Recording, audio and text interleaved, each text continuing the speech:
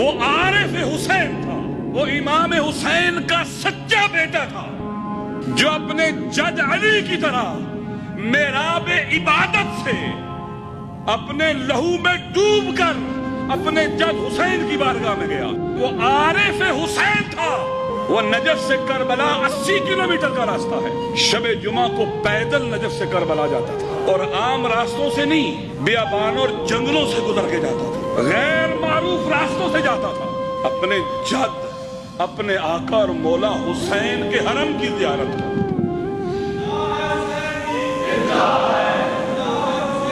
ایسے نہیں، پوری طاقت سے زندہ ہے حسینی، زندہ ہے حسینی، زندہ ہے حسینی۔ دشمنی مشترک جو کفر ہے اس کے مقابلے میں سیسا پلائی دیوار بن جائے۔ میرے مسلمان بھائیوں، میں آپ سے سوال کروں گا، امریکہ اور روس نظریاتی طور پر ان کے درمیان مشرق اور مغرب جیسا فاصلہ ہے، لیکن آج ہم دیکھ رہے ہیں کہ جنیوا میں گورباچوف اور ریگن مسلمانوں کی نابودی کے لیے، اسلامی انقلاب کی ناکامی کے لیے ایک جگہ جمع ہو سکتے ہیں۔ جب وہ جمع ہو سکتے ہیں تو اے شیعہ، اے سنی، اے بریلوی، اے دیوبندی، اے اہل حدیث، کیا ہم سب اسلام کی تحفظ کے لیے، دشمنان اسلام کی سازش و ناکامی کے لیے ایک پلیٹ فارم پر جمع نہیں ہو سکتے؟ آج اگر مسلمان چاہتے ہیں کہ مسلمانوں کی عزت، مسلمانوں کی شرافت، مسلمانوں کی عفت محفوظ رہے، تو سوائے اس کے کہ اسلام کے نام پر متحد ہو جائے اور کوئی چارہ نہیں ہے۔ میرا زیادہ تر خطاب آپ بھائیوں سے ہے، عوام سے ہے۔ میرا خطاب ان حکمرانوں سے نہیں ہے کہ جنہوں نے اللہ کو سپر طاقت کی جگہ پر امریکہ یا روس کو سپر طاقت تسلیم کیا ہے۔ میرا خطاب ایسے حکمرانوں سے نہیں ہے، ایسے افراد سے نہیں ہے جو قبلہ کو اشتباہ کر کے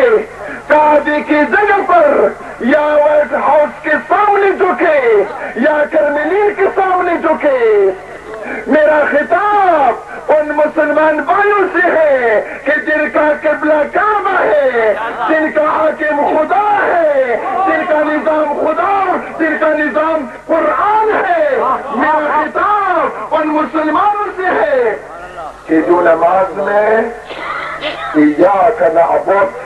و ایاک نستعین کہتا ہے۔ میرے مسلمان بھائیوں، قسم بے خدا، اگر ہمارے حکمران خواہ عرب میں ہے، خواہ ترکیہ میں ہے، خواہ انڈونیشیا میں ہے، خواہ یہاں پر ہے، ہوش میں نہ آئے، مسلمان ایک دن اسلام کی خاطر، اللہ کی خاطر ان افراد کو اپنے تخت و تاج سے محروم کر دیں گے۔ کیونکہ مسلمان جب یہ کہتا ہے لا الہ الا اللہ، خدا کے علاوہ کوئی اور معبود نہیں، تو اس کا صرف یہ مقصد نہیں ہے کہ مسلمان صرف سجدہ خدا کے علاوہ کسی اور کو نہیں کرتا، بلکہ لا الہ الا اللہ کا مقصد یہ ہے کہ ہم خدا کے مقابلے میں جو بھی طاغوت سامنے آئی، جو بھی بت آئی، ہم اس کی اطاعت کبھی نہیں کریں گے۔ اگر ہم چاہتے ہیں کہ یہاں پر بھی اسلامی نظام ہو، تو اسلامی نظام کے لیے سب سے پہلا کام ہم عوام کو کرنا ہے، اور عوام وہ طاقت ہے کہ اس کے مقابلے میں جو بھی آئے، اس کے پیچھے امریکہ ہو یا اس کے پیچھے روس ہو، عوامی طاقت اس کو رونتا ہوا عوام آگے اپنے منظر فرانس سے آزادی حاصل نہیں کی، کیا فلپین کی عوام نے مارکوس جس کے پیچھے امریکہ تھا اس کو تخت و تاج سے محروم نہیں کیا؟ کیا ایران میں عوام نے شاہ کو ملک سے باہر نہیں پھینکا؟ اگر ایسا ہے کہ عوام میں طاقت ہے، اگر اس طاقت کو خدائی طاقت کے ساتھ ملائے، اگر اس طاقت کو خدا کے ساتھ مربوط کرے، اللہ پر توکل کرے، تو پھر نہ امریکہ اس طاقت کے مقابلے میں ٹھہر سکتا ہے اور نہ روس۔ علی بن ابی طالب علیہ السلام کا قول آپ کو یاد نہیں، جس میں فرماتے ہیں کیوں تم اپنے کو دوسرے کا بندہ قرار دیتے ہو جبکہ خدا نے تجھے آزاد پیدا کیا ہے؟ میرے مسلمان بھائیوں، آج ہمیں اگر ان بڑے بڑے طاغوتوں سے، بتوں سے، امریکہ اور روس اور ان کے ایجنٹوں سے آزادی حاصل کرنا ہے تو پھر ہمیں متحد ہونا چاہیے، ہمیں اتفاق و اتحاد کا ہاتھ ایک دوسرے کے ہاتھ میں دینا چاہیے۔ آج اگر ہم سنی شیعہ، دیوبندی، بریلوی، اہل حدیث ان جھگڑوں میں مشغول رہے تو پھر اسلامی نظام تو نہیں آئے گا، بلکہ ہم پہ اگر آج امریکہ مسلط ہے تو پھر یہ چودھری جا کر کوئی دوسرا چودھری آ جائے گا۔ قرآن ہمیں پکارتا ہے وَاعْتَصِمُوا بِحَبْلِ اللَّهِ جَمِيعًا وَلَا تَفَرَّقُوا، اے مسلمانوں سب کے ساتھ اللہ کی رسی کو مضبوطی سے پکڑو، اختلاف اور انتشار نہ کرو۔ میرے مسلمان بھائیوں، ہم آپ سے یہی اپیل کرتے ہیں کہ سنی شیعوں کے مقدسات کا احترام کرے، شیعہ سنی کے مقدسات کا احترام کرے، ایک دوسرے کے احساسات و جذبات کو مجروح نہ کرے، ایسا کام جس سے ایک دوسرے کے دل آزاری ہوتا ہو اس سے شدت کے ساتھ اجتناب کرے۔ وہ کسی گاؤں پر،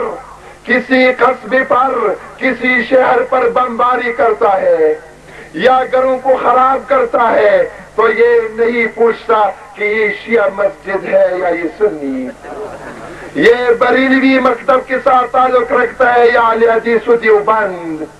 بلکہ وہ یہ کہتا ہے کہ یہ مسلمانوں کی آبادی ہے، یہ چاہتے ہیں کہ اللہ کی حکومت ہو اور اللہ کی حاکمیت کے مقابلے میں روس اور ببرک کی حاکمیت کو تسلیم نہیں کرتے، بس اس کے گھروں کو خراب کرو۔ مسلمانان عالم، اگر ہماری قتل کرنے میں دشمنان اسلام فرق نہیں کرتے، بس ہم کیوں ایک دوسرے کے ساتھ نفرت کر کے دشمن کو موقع فراہم کرتے ہیں؟ میرے مسلمان بھائیوں، اگرچہ مسائل بہت ہیں لیکن سب سے مہم مسئلہ آج ہمارے لیے وحدت اسلامی ہے۔ میں تحریک نفاذ فقہ جعفریہ کے پلیٹ فارم سے اپنی شیعی تحفظ کو، اپنی شیعی تشخص کو برقرار رکھتے ہوئے میں اپنے مسلمان بھائیوں کے طرف اخوت کا ہاتھ بڑھاتا ہوں، ہاں وہ بریلوی مکتب کے ساتھ تعلق رکھتا ہو یا اہل حدیث اور یا دیوبند، جماعت اسلامی کے ساتھ تعلق رکھتا ہو، جمعیت علماء اسلام کے ساتھ مربوط ہو یا جمعیت علماء پاکستان کے ساتھ، ہماری نظر میں یہ نام مہم نہیں ہے، ہماری نظر میں اسلام ہے۔ پھر میں ایک مرتبہ عرض کروں گا کہ ہمارا اتحاد سے مقصد شیعہ اپنے تشخص کو برقرار رکھے، سنی اپنی تشخص کو برقرار رکھے، سنی بھائی اپنی مسلک کے مطابق اپنے فقہ کے مطابق عمل کرتا رہے، شیعہ اپنے فقہ کے مطابق، فقہ اہل بیت کے مطابق، تعلیمات اہل بیت کے مطابق زندگی گزارتے رہیں گے، ایک دوسرے کے امور میں مداخلت نہ کرے، ایک دوسرے کو تسلیم کرے، اس کے بعد مشترکہ طور پر دشمنان اسلام کے خلاف متحد ہو جائے۔ بس ایک مرتبہ میں پھر کہتا ہوں کہ ہم نے فقہ جعفریہ سے دستبرداری کا اعلان نہیں کیا ہے، ہاں ہم نے ایک قدم آگے ضرور بڑھایا ہے کہ کل ہم صرف فقہ جعفریہ کا مطالبہ کرتے تھے، آج اس سے بالا تر ہو کر اسلامی نظام جس میں سنیوں کے لیے اپنے فقہ اور شیعوں کے لیے اپنا فقہ محفوظ رہے۔